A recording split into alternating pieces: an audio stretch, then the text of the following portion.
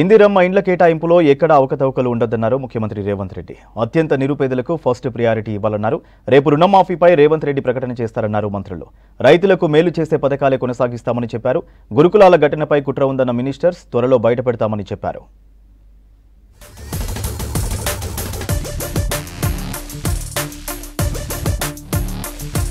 అత్యంత నిరుపేదలకు ఇందిరమ్మ ఇళ్లలో తొలి ప్రాధాన్యం ఇవ్వాలన్నారు సీఎం రేవంత్ రెడ్డి. జూబ్లీహిల్స్ నివాసంలో ఇందిరమ్మ ఇండ్ల విధి విధానాలపై చర్చించారు. దివ్యాంగులు, వ్యవసాయ కూలీలు, సాగు భూమి లేనివారు, పారిశుద్ధ్య కార్మికులకు పెద్దపీట వేయాలని సూచించారు. పూర్తి స్థాయి సిబ్బందితో గృహ నిర్మాణ శాఖ బలోపేతం చేయాలని ఆదేశించారు. లబ్ధిదారులు ఆసక్తి చూపితే అదనపు గదుల నిర్మాణానికి అనుమతి ఇవ్వాలన్నారు. తొలి దశలో సొంత స్థలం ఉన్న వాళ్ళకి ప్రాధాన్యత ఇస్తుండటంతో తగిన జాగ్రత్తలు తీసుకోవాలని చెప్పారు. ఈ విషయంలో గ్రామ కార్యదర్శితో పాటు మండల స్థాయి అధికారులను బాధ్యులను చేయాలన్నారు రేవంత్.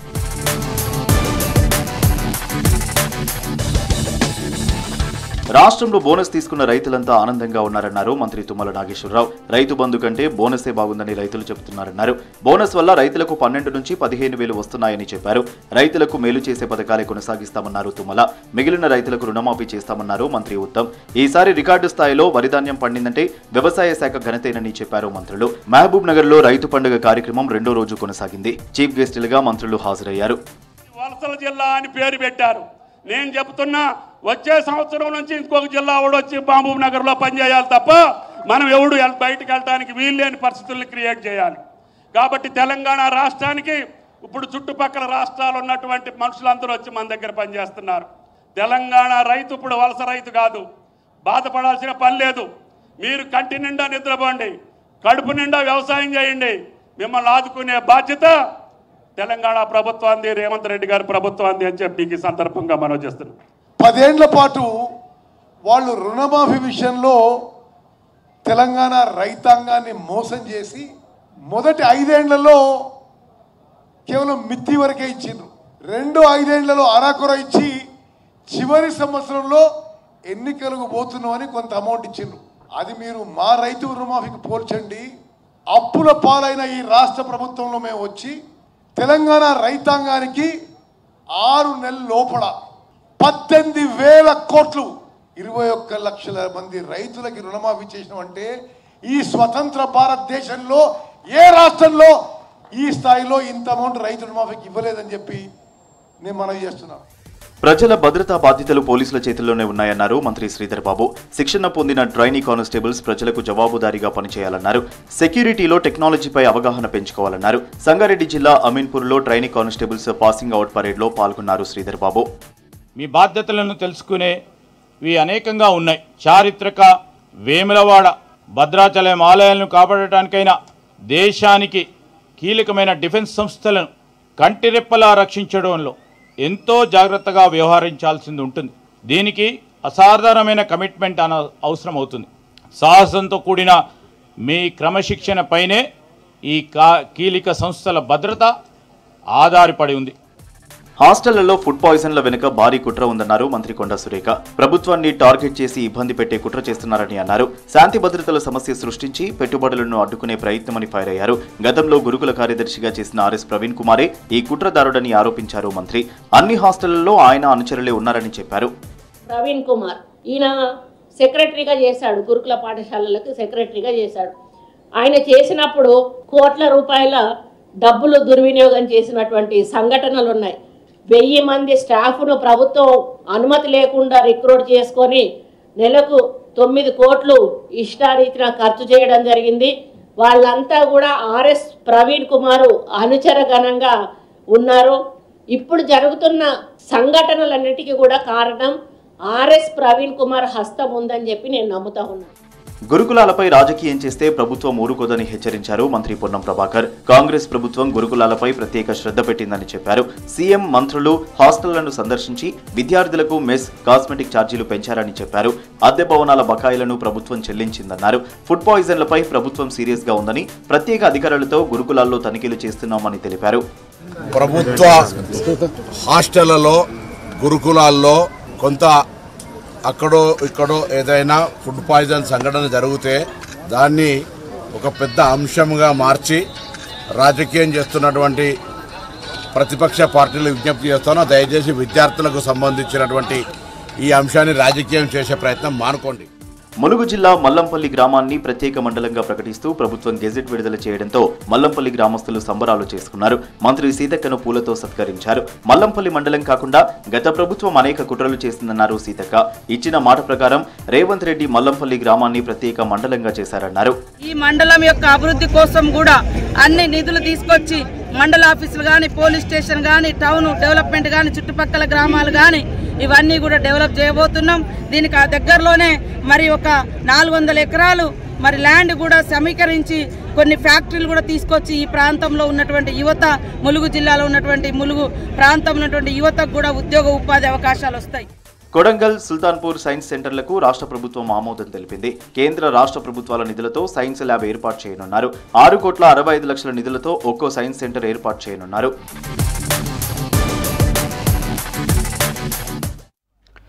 ప్రజాభిష్టానికి పెద్దపీట వేస్తోంది సర్కార్. ఇథనాల్ ఫ్యాక్టరీని రద్దు చేసిన సర్కార్ తాజాగా లగచర్లలో ఫార్మా కంపెనీపై వెనక్కి తగ్గింది. దీంతో ప్రజలు హర్షం వ్యక్తం చేస్తున్నారు. ప్రజల ఉద్యమాలను గౌరవిస్తూ సీఎం రేవంత్ రెడ్డి తీసుకుంటున్న నిర్ణయాలను కొనియాడుతున్నారు. గత ప్రభుత్వంలో ఇలా లేదని మల్లన్న సాగర్ లాంటి ఘటనలు గుర్తు చేసుకుంటున్నారు.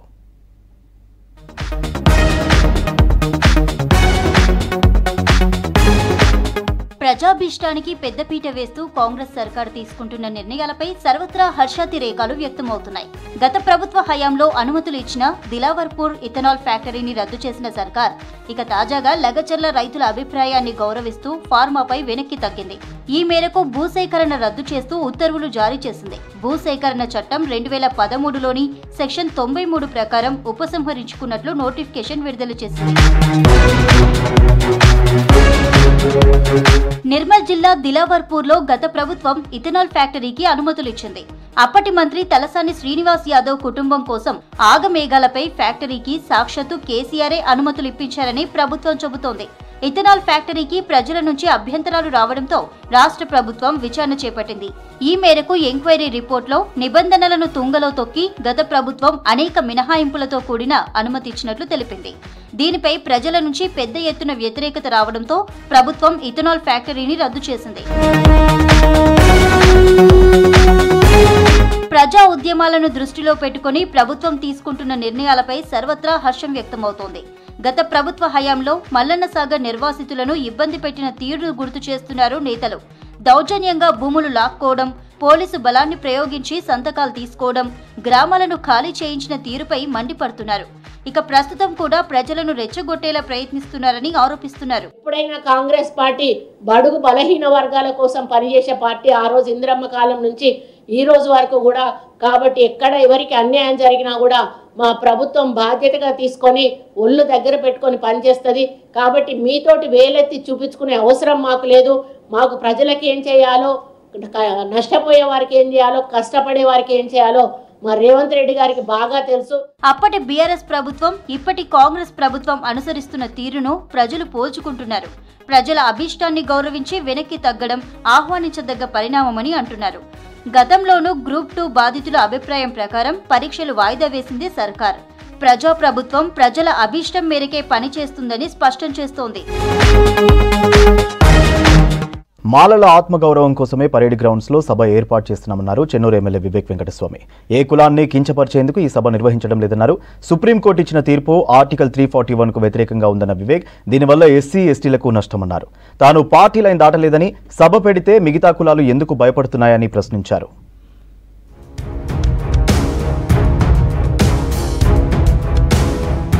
పరేడ్ గ్రౌండ్స్ లో జరిగే మాలల సింహగర్జన సభ ఏర్పాట్లు ముమ్మరంగా కొనసాగుతున్నాయి. రాష్ట్ర వ్యాప్తంగా ఉన్న మాలలు సభకు తరలి రానుండడంతో పటిష్ట బందోబస్తు ఏర్పాటు చేశారు పోలీసులు. సభ ఏర్పాట్లను చెన్నూరు ఎమ్మెల్యే వివేక్ వెంకటస్వామి పరిశీలించారు.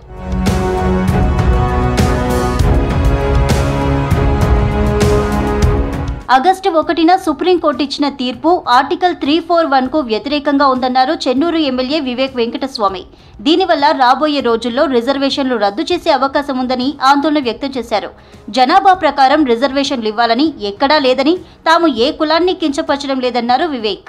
ఆగస్టు 1 సుప్రీంకోర్టు డిసిషన్ ఏదైతే వచ్చిందో అది కేవలము ఈ హోమోజినిసిటీ లేదని చెప్పి ఏదైతే సుప్రీంకోర్టు తీర్మానం ఇచ్చిందో ఆర్టికల్ 341 ప్రకారంగా ఇది తప్పు. ఎందుకంటే ఇది 341 ఆర్టికల్ హోమోజినిసిటీ పోయిందంటే రిజర్వేషన్సే ఫ్యూచర్లో ఎందుకంటే 341 ఉన్నప్పుడే కుల వివక్ష ఉన్నదని చెప్పి రిజర్వేషన్స్ ఇవ్వడం జరుగుతుంది. ఒక్కసారి హోమోజినిసిటీ పోయిందంటే ఫ్యూచర్లో రిజర్వేషన్సే రద్దు చేయడానికి అవకాశం ఉంటుంది. మాలల సింహగర్జన సభ ఎవరికీ వ్యతిరేకం కాదన్నారు వివేక్ వెంకటస్వామి. మాలల ఐక్యత కోసమే ఈ సమావేశమని చెప్పారు. తమ సమస్యలను కేంద్ర రాష్ట్ర ప్రభుత్వాలకు వివరిస్తామని చెప్పారు. 30 లక్షల మంది మాలలు రాష్ట్రంలో ఉన్నారని, సెకండ్ లార్జెస్ట్ కమ్యూనిటీ అన్నారు. తమ సంఖ్యను తక్కువ చేసి చూపుతున్నారని చెప్పారు. సుమారు 30 లక్షల మంది మాలలు ఈ రాష్ట్రంలో ఉన్నారు. వారికి సరైన గుర్తింపు రావాలి. మాలలు ముసుకేసుకొని ఇంట్లో కూర్చోవద్దు, బయటికి రావాలి. మన సంఖ్య కూడా మనం చూపించుకోవాలి. చాలామంది విమర్శలు చేస్తున్నారు. మేమందరికీ ఒకటే సమాధానం, ఎప్పుడు కూడా వేరే కులం గురించి ఎక్కడ కూడా మేము విమర్శలు చేయలేదు. మాది మా ఆత్మగౌరవం గురించి, మా మాలలు మేము సెకండ్ లార్జెస్ట్, ఈ రాష్ట్రంలో సెకండ్ హైయెస్ట్ జాతి మాది, మాకు కూడా గుర్తింపు ఉండాలని చెప్పి ఈ సభ పెట్టుకోవడం జరిగింది. కాంగ్రెస్ పార్టీ లైన్ తానెప్పుడు దాటలేదన్నారు వివేక్. ఆస్తులు కాపాడుకోవడం కోసం రాజకీయాలు చేయడం లేదని చెప్పారు. తన వ్యాపారాలన్నీ చట్ట ప్రకారం ఉన్నాయని స్పష్టం చేశారు. కుల గణనలో ఏ కులం ఎంతుందనేది స్పష్టమవుతుందని అప్పుడే తేల్చుకుందామని చెప్పారు. నేను చట్టం ప్రకారంగా నేను నా పనులు చేసుకుంటున్నా. ఎక్కడైనా నాకు ఏమన్నా గవర్నమెంట్ కాంట్రాక్ట్ ఉన్నదా? నేను ఇప్పటివరకు గవర్నమెంట్ కాంట్రాక్ట్ ఏది తీసుకోలేదు. మీరు అందరు గమనించాలి. ఏదైతే అందరు పొలిటికల్ పార్టీస్ ఏదే చెప్తారు వివేక్ మీద, ఆస్తులు కాపాడుకోవడానికి ఆయన రాజకీయాలు చేస్తాడు. ఏం రాజకీయాలే? నేను ట్యాక్స్ పే చేస్తున్నా, one of the highest tax payers in Telangana. ఎవరు కూడా అన్ని రాజకీయాల విమర్శలు చేస్తున్నారు. I don't care about them. నేను చట్టం ప్రకారంగా నిజంగా ఏమైనా ఉంటే law is there, law is great, law will take charge. ఇక డిసెంబర్ 1న జరిగే సభ కోసం రాష్ట్ర వ్యాప్తంగా మాలలను తరలించేందుకు ఏర్పాట్లు చేస్తున్నారు. ఇప్పటికే నియోజకవర్గాల వారీగా సమావేశాలు పెట్టిన నేతలు ఎల్లుండి జరిగే సభ కోసం పెద్ద ఎత్తున తరలివచ్చే ప్లాన్ చేస్తున్నారు. రాష్ట్రమంతటా దీక్షా దివస్ కార్యక్రమంలో పాల్గొన్నారు బీఆర్ఎస్ నేతలు. ఉద్యమకాలం నాటి రోజులు గుర్తు చేసుకున్నారు. పదవుల త్యాగంతోనే కేసీఆర్ పార్టీ పెట్టారని, చావు నోట్లో తలపెట్టి తెలంగాణ సాధించారని చెప్పారు. ఉద్యమకారులను కాపాడుకుంటామని, దొంగలను మళ్లీ పార్టీలో చేర్చుకోబోమని తెలిపారు.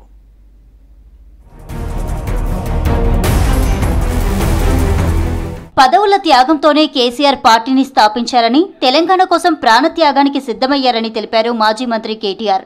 కేసీఆర్ పదవి నుంచి దిగిపోగానే తెలంగాణ శత్రువులు కుట్ర చేస్తున్నారని ఆరోపించారు. కాంగ్రెస్ బీజేపీతో తెలంగాణకు ప్రమాదం ఉందన్నారు. తెలంగాణ భవన్ జనతా గ్యారేజ్ గా మారిందని, ప్రజలు సమస్యలతో ఇక్కడికి వస్తున్నారని చెప్పారు.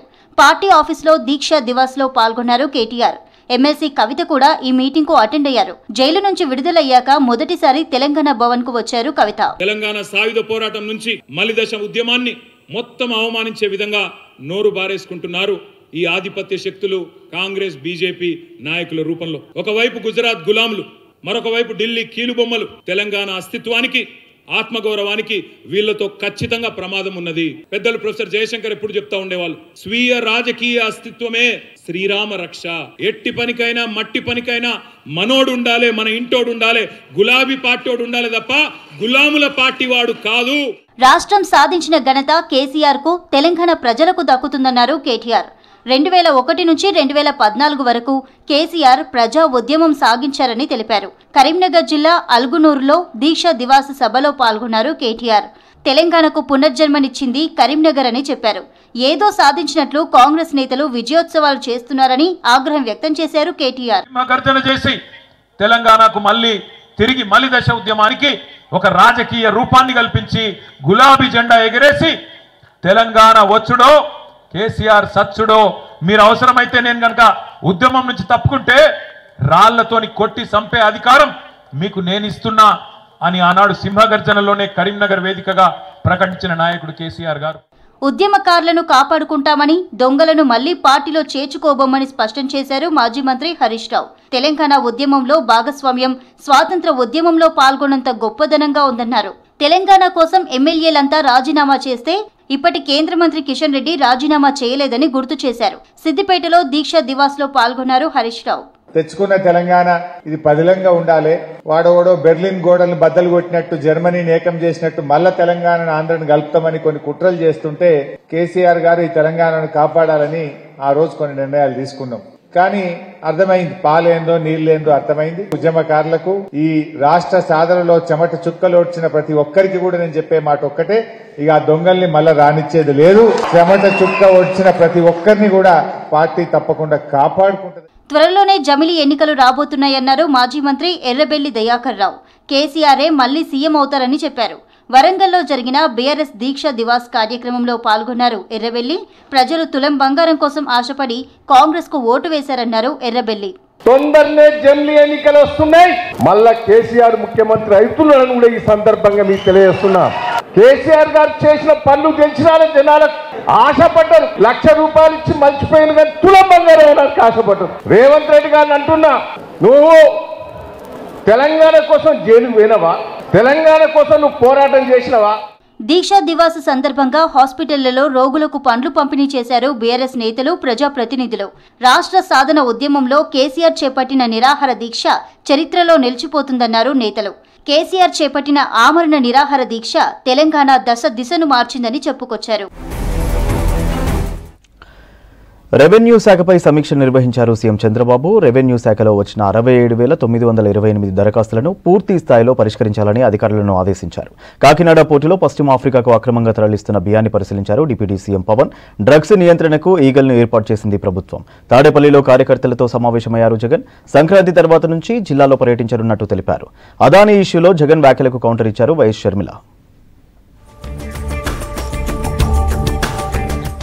బియ్యం అక్రమ రవాణాపై కాకినాడ పోర్టులో తనిఖీ చేశారు డిప్యూటీ సీఎం పవన్ కళ్యాణ్. పశ్చిమాఫ్రికా దేశాలకు అక్రమంగా తరలించేందుకు సిద్ధంగా ఉన్న 1064 టన్నుల బియ్యం సంచులను స్వయంగా పరిశీలించారు. కాకినాడ పోర్టు నుంచి భారీగా బియ్యం రవాణా అవుతుంటే ఏం చేస్తున్నారని అధికారులను నిలదీశారు పవన్ కళ్యాణ్. బియ్యం అక్రమ రవాణాలో ఎవరున్నా రేషన్ బియ్యం ఇష్టానుసారంగా బయటకు తరలిస్తున్న వారు ఎంతటి వారైనా చర్యలు తప్పవని హెచ్చరించారు. కాకినాడ పోర్టు కానీ ఏ పోర్టు అయినా కానీ అనుమతి ఇచ్చింది ఎక్స్పోర్ట్కి, అంతేగాని స్మగ్లింగ్ కాదు. స్మగ్లింగ్ మీద చేసే విధానంలో కూర్చోబెట్టి దానికి పర్మిషన్, దానికి లైసెన్స్ ఇవ్వాల. లీగల్గా ఎక్స్పోర్ట్కి మాత్రమే ఇక్కడ పర్మిషన్ ఇచ్చారు దీనికి. కానీ వస్తే 10,000 మంది జీవితాలు అతలాకుతలం అయిపోతాయంటే నాకు ఒకటే అనిపించింది. As a deputy chief minister of Andhra Pradesh నాకే సహకరించాల ఇక్కడున్న ఈ ఏమో పోర్ట్ అధికారులు. ఈ అనుకూలంగా లేదు మీకు పైకి ఎక్కడానికి అని చెప్పి అక్కడే తిప్పుతున్నాను నన్ను. ఇంత ఆబ్వియస్గా అందరూ చూస్తుండగా, అంటే దీని వెనక ఎంత డీప్ రూటెడ్ నెట్వర్క్ పనిచేస్తాం మీ అందరికీ అర్థం. ఏపీలో డ్రగ్స్ నియంత్రణకు ఈగల్ను ఏర్పాటు చేస్తూ ఉత్తర్వులు జారీ చేసింది ప్రభుత్వం. డ్రగ్స్ సరఫరా, రవాణా నియంత్రణపై ఈగల్ దర్యాప్తు చేయనుంది. ఇందుకు కావలసిన సిబ్బందిని డిప్యూటేషన్పై తీసుకోవాలని ఆదేశించింది సర్కార్. అమరావతిలో ఈగల్ కేంద్ర కార్యాలయం, జిల్లాలో యూనిట్ కార్యాలయాలను ఏర్పాటు చేయనుంది ప్రభుత్వం. ఇవి బులెటిన్ అప్డేట్స్. Stay tune.